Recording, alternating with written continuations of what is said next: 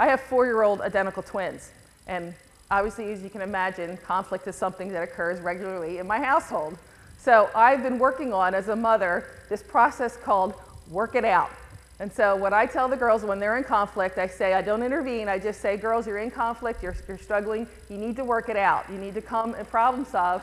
You need to work it out. Now you're laughing. I've been doing this probably for over a year with my kids. Let me tell you what happened last week. So Daniela's got a doll in her hand, a Barbie doll, and she's playing with it. And Ariana comes over and tries to grab the Barbie doll from her hand. And the two of them are in a battle. They're tugging over it. And I said, girls, work it out. You have a problem. There's only one Barbie. You need to work it out.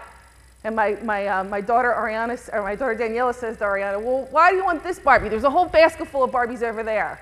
And she said, well, I want that Barbie because I like the dress on that Barbie. And Daniela says, well, I want this Barbie because I like her hair. And my negotiator, I seriously call her this, my negotiator Ariana says, well, how about you give me the doll just for a second. I'm going to take the dress off and you keep the Barbie. She goes, is that a good idea? And then she looks at me, she goes, Mommy, is that a good idea? And I said, great idea, honey. And they did that. They took the dress off, and the one had the dress, and she was happy, and the other had the doll. They identified their underlying interest in their conflict.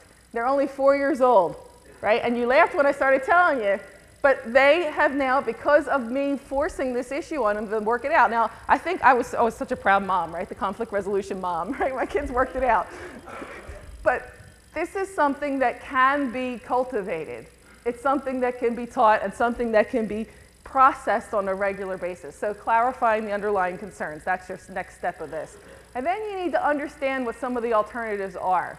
Now what happens